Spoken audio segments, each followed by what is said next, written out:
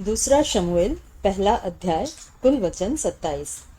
शाऊल के मरने के बाद जब दाऊद अमालेकियों को मारकर लौटा और दाऊद को सिकलग में रहते हुए 2 दिन हो गए, तब तीसरे दिन ऐसा हुआ कि छावनी में से शाऊल के पास से एक पुरुष कपड़े फाड़े सिर पर धूली डाले हुए आया, और जब वह दाऊद के पास पहुंचा तब भूमि पर गिरा और दंडवत किया।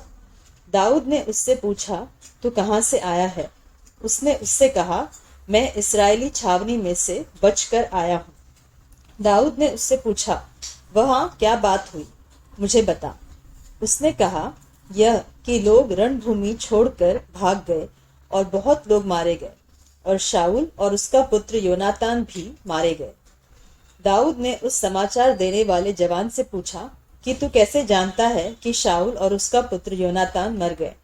समाचार देने वाले जवान ने कहा, संयोग से मैं गिलबो पहाड़ पर था तो क्या देखा कि शाऊल अपने भाले को टेक लगाए हुए है। फिर मैंने यह भी देखा कि उसका पीछा किए हुए रथ और सवार बड़े वेग से दौड़े आ रहे हैं। उसने पीछे फिरकर मुझे देखा और मुझे पुकारा। मैंने कहा, क्या आज्ञा? उसने मुझसे पूछा, तो कौन है? मैंने उससे कहा, मैं तो अमालेकी हूँ। उसने मुझसे कहा, मेरे पास खड़ा होकर मुझे मार डाल, क्योंकि मेरा सिर तो घुमा जाता है परंतु प्राण नहीं निकलता। तब मैंने यह निश्चय जान लिया कि वह गिर जाने के पश्चात नहीं बच सकता। उसके पास खड़े होकर उसे मार डाला, और मैं उसके सिर का मुकुट और उसके हाथ का कंगन लेकर यहाँ अपने प्रभु के पास आया हूँ। तब दाऊद ने अपने कपड़े पकड़कर फाड़े, और जितने पुरुष उसके संग थे उन्होंने भी वैसा ही किया। और वे शाऊल और उसके पुत्र योनातान और यहोवा की प्रजा और इस्राएल के घराने के लिए छाती पीटने और रोने लगे, और सांझ तक कुछ न खाया, इस कारण कि वे तलवार से मारे गए थे। फिर दाऊद ने उस समाचार देने वाले जवान से पूछा, तू कहाँ का है?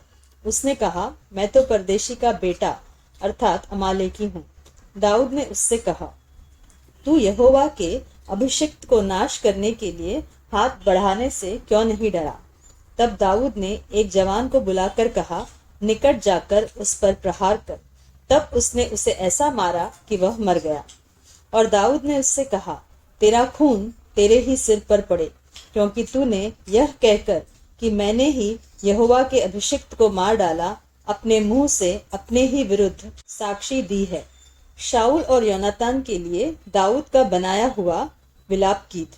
तब दाऊद ने शाऊल और उसके पुत्र योनातान के विषय यह विलाप गीत बनाया, और यहूदियों को यह धनुष नाम गीत सिखाने की आज्ञा दी। यह याशार नाम पुस्तक में लिखा हुआ है। हे इस्राएल, तेरा शिरोमणि तेरे ऊंचे स्थान पर मारा गया।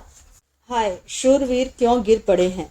गत में यह न बताओ और न अश्कलोन की सड़कों में प्रचार करना।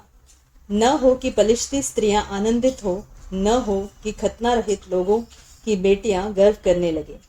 हे गिलबो पहाड़, तुम पर न ओस पड़े और न वर्षा हो, और न भेंट के योग उपज वाले खेत पाए जाए, क्योंकि वहां शूरवीरों की ढालें अशुद्ध हो गई, और शाऊल की ढाल बिना तेल लगाए रह गई।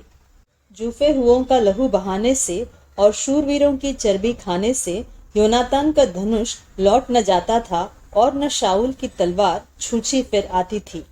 शाऊल और योनातान जीवन काल में तो प्रिय और मन भाव थे, और अपनी मृत्यु के समय अलग न हुए। वे उकाब से भी वेग चलने वाले और सिंह से भी अधिक पराक्रमी थे। हे इस्राएली स्त्रियों, शाऊल के लिए रो, वह तो तुम्हें लाल रंग के वस्त्र पहनाकर सुख देता और तुम्हारे वस्त्रों के ऊपर सोने के गहने पहनाता था। हाय, युद्ध के बीच शूरवीर कैसे काम आए। हे योनातान, हे ऊंचे स्थानों पर जुफे हुए, हे मेरे भाई योनातान, मैं तेरे कारण दुखित हूँ। तू मुझे बहुत मन भाव जान पड़ता था। तेरा प्रेम मुझ पर अद्भुत, वरन स्त्रियों के प्रेम से भी बढ़कर था। हाय, शूरवीर क्यों कर गिर गए, और युद्ध के हथियार कैसे नाश हो गए हैं।